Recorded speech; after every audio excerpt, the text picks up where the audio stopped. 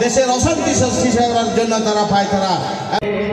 আমাদের মূল লক্ষ্য প্রতিটি ইউনিয়নের প্রতিটি ওয়ার্ডে ইফতার মাহফিল করার জন্য যে নির্দেশনা আজকে, সেই নির্দেশনা অনুযায়ী 3 নম্বর ওয়ার্ডের ইফতার মাহফিল।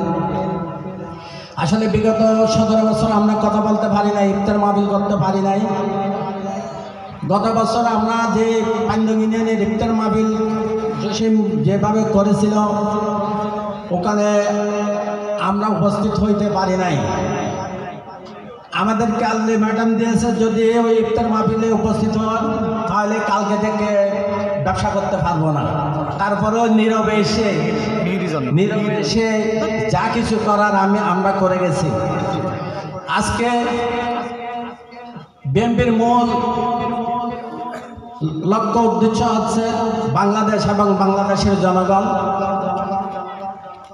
আমরা বাংলাদেশের জনগণের মধ্যে দিতে হবে, বাংলাদেশের মানুষের মধ্যে থাকতে হবে। 31 দফা দেশের জনগণের কাছে আমরা তুলে ধরতে হবে। আমরা 17 বছর যে গ্যাপ আমাদের মাঝে হয়েছে, 17 বছর যারা তরুণ এরা বিএনপি সম্পর্কে জানে না।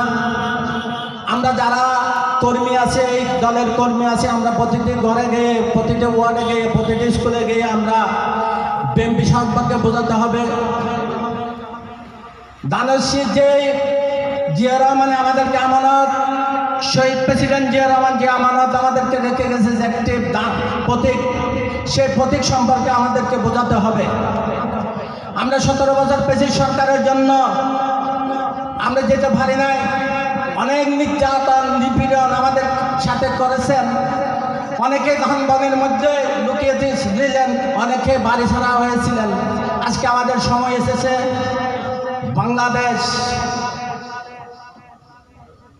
বাংলাদেশের জনগণের কাছে যেতে হবে। আমরা আগামী দিনের যদি আমাদের নেত্রী আমাদেরকে 17 বছর ফেলে দেয় নাই, আমাদের যেভাবে ফেলে দেয় না, আমরা যাবো না ইনশাল্লাহ। আজকে কথা দিব,